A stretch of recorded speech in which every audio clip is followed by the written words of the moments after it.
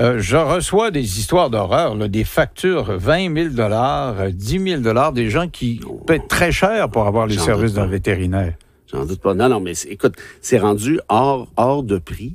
Et peut-être que ça serait temps que, collectivement parlant, les autres professionnels ont un job à faire. Mm-hmm. Il y a peut-être des excès aussi. Puis j'en sais rien. Ces gens-là ont travaillé fort, là, on le sait. Là. Mais il y en a deux qui soulignent ce qu'on soulignait tantôt, que la nouvelle génération est peut-être plus se fie davantage aux livres et veut intervenir plus, peut-être. C'est possible, puis c'est peut-être pas une mauvaise chose, mais moi, je parle plus en termes de régulation de prix.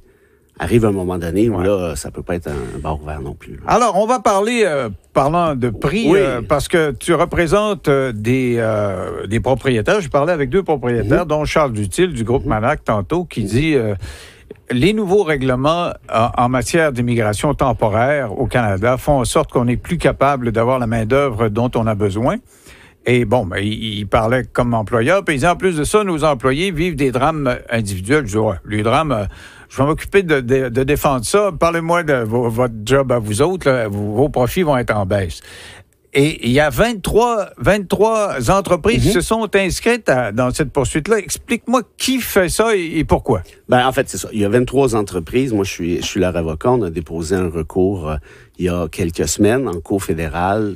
On avoisine les 300 millions, parce que c'est toujours à parfaire. Plus les semaines avancent, plus les dommages augmentent, nécessairement, on le sait.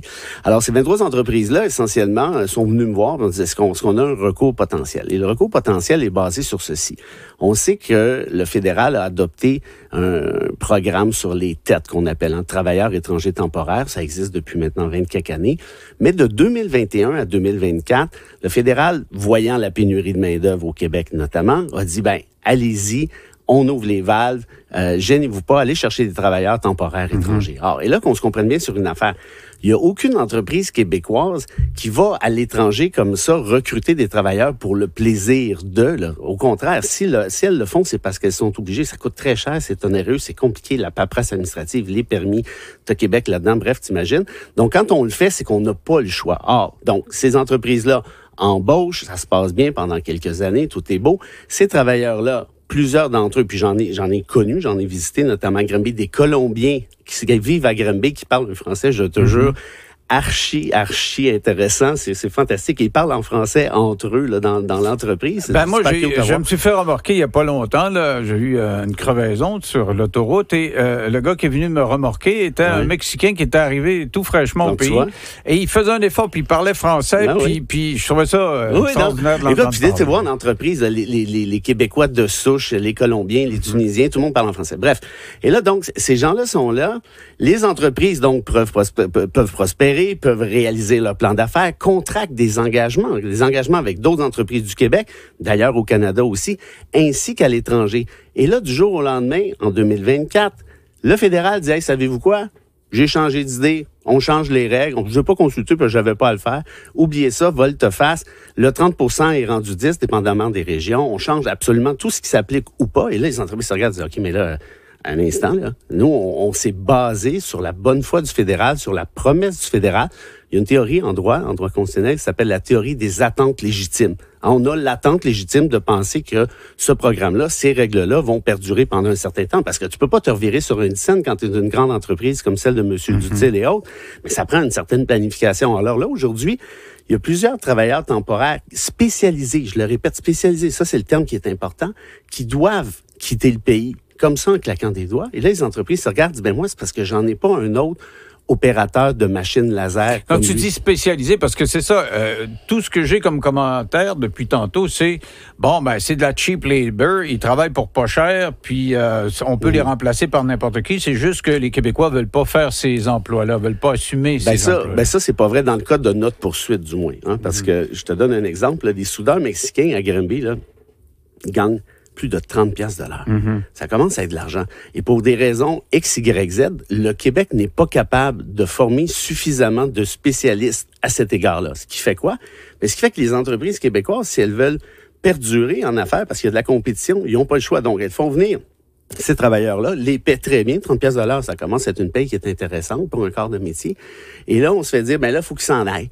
OK, mais moi, je le prends en haut. Puis le réflexe de dire, c'est du cheap labor, c'est pas vrai. Et deux, le réflexe de dire, qu'ils prennent des Québécois. Mais c'est juste ça que les entreprises québécoises souhaiteraient, recruter des Québécois.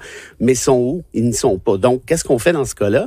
Il y a des entreprises qui sont parmi les 23 qui vont faire face à la faillite à court et à moyen terme. Ah oui? La faillite même? Oui, parce que Manac, ça ne fera pas faillite. Je parlais à M. Dutil tantôt, c'est une institution, ça ne fermera pas demain matin. Là, mais il y en a que ça peut absolument. Non, mais ça, on me l'a dit. Puis c'est dans le recours lui-même. C'est un recours qui est public, par ailleurs. Les gens peuvent aller voir. Les dommages sont allégués. Ça a l'air beaucoup de dire avoisinant les 300 millions, mais tu peux pas balancer des chiffres comme ça devant un juge. Tu vas être obligé de les prouver. Donc, la preuve est là. Des gens sont dubitatifs devant tes assertions. La preuve, ces maudites compagnies avec les cheap labor, c'est pas vrai qu'ils sont spécialisés. 30 $, c'est de la bullshit. OK, vous assisterez à l'audience, monsieur ou madame, puis vous verrez la preuve en question. Alors, son assertion n'est pas fondée. Non, nécessairement pas. Puis tu t'en vas pas déranger un juge de la Cour fédérale avec du vent, là. C'est pas un sparage. En preuve, là, tu vas démontrer ça. On n'a pas le choix, parce que sinon, tu peux pas obtenir les dommages en question. Et ce sont des entreprises sérieuses. Puis il faudrait rappeler ceci, Les PME, là, au Québec, c'est le cœur de l'économie québécoise en bonne partie, puis c'est le cœur et les poumons de l'économie québécoise en région. Si ces entreprises-là, puis là, je parle de faillite potentielle, c'est le cas pour certaines d'entre elles, mais pour les autres, c'est une réduction du chiffre d'affaires. Alors, si on parle de réduction du chiffre d'affaires, on parle ironiquement de mise à pied d'employés qu'on n'a pas nécessairement besoin, parce qu'on peut pas prendre n'importe quel employé puis lui faire un job de travail spécialisé le lendemain matin. Je suis horticulteur et je vous confirme que sans les Mexicains, on ferme nos portes. Je n'en doute pas. Carrément. Absolument. Et eux aussi, parce que pour récolter, on le sait, là, il y a la période des récoltes, c'est fondamental là, pour les agriculteurs, les horticulteurs. C'est juste 10% des gens de ta main-d'œuvre que tu peux engager en vertu de les règles ont changé, puis ça dépend des régions, des taux de chômage. Puis je préciserai ceci, dans le recours en question, nous, il n'y a pas d'industrie agricole. Ce sont des industries, par exemple, technologiques, X, Y, Z. On n'est pas dans l'agriculture, qui est quand même un domaine un peu différent. Ce que dit M. Tussauds, non, parce que moi, ce que je souligne, c'est que je le sais, pour l'avoir visité là, en Montérégie, j'ai visité des endroits là, avec des dortoirs. S'il n'y a pas de main-d'œuvre, il n'y a personne pour ramasser. Mon ami Michel Pitre, dans le coin de Mont-Laurier, il y a 650 travailleurs guatémaltèques pour ramasser ses fraises. S'il n'y a pas cette possibilité-là d'avoir des travailleurs étrangers temporaires, c'est fini, c'est le plus grand producteur de fraises. Mais eux, c'est de la cheap labor, c'est pas du monde à 30 $. Non, peut-être pas. Je connais pas les salaires, mais c'est pas à 30 $, j'en doute, effectivement. OK. Alors, qu'est-ce que vous faites? Vous réclamez vraiment 300 millions ou si vous réclamez un changement de la réglementation? En fait, un va avec l'autre, nécessairement. Il pourrait y avoir une clause grand-père qui pourrait être adoptée en disant, regardez, pour les entreprises qui en ont déjà, on garde ça comme ça. Il pourrait y avoir un retour vers l'arrière qui pourrait être modulé dépendamment. Bref, il y a plusieurs possibilités, mais le recours lui-même est basé sur les dommages qui ont été subis jusqu'à maintenant.